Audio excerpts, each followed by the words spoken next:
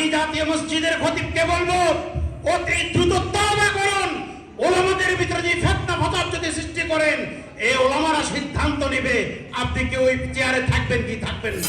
জাতীয় মসজিদের খতিব তিনি একজন বড় মুরব্বী, ঠিক কিনা বলেন? জাতীয় মসজিদের খতিব উনি নাকি একজন দরবেশ।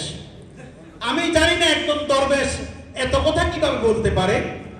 মুফতি হাবিবুল ইসলামের চেহারে খতিব আল্লামা ওয়াদুল হক সাহেব রাহমাতুল্লাহ আলাইহি ওই স্টেজে বসে এই ধরনের বক্তব্য তার থেকে জাতি আশা করে না।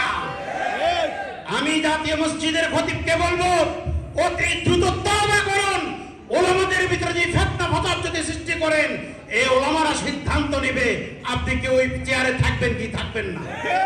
জোরে বলেন ঠিক কিনা? ইসলাম জিন্দা হতি হ্যায় হর কারবালা কি বাত।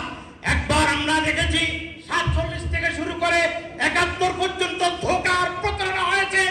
71 থেকে আমরা 5 আগস্ট পর্যন্ত ধোঁকার প্রতারণায় ছিলাম। আমরা ধোঁকা আর প্রতারণায় থাকতে চাই না।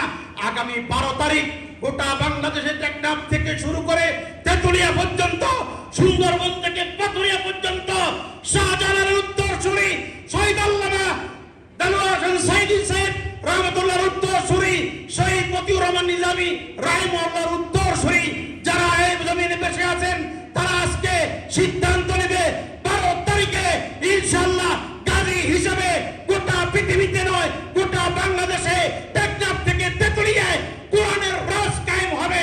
এই দৃঢ় সেবক উজ্জীবিত হতে হবে আজকে আলেমদেরকে। আসসালামু আলাইকুম ওয়া রাহমাতুল্লাহ।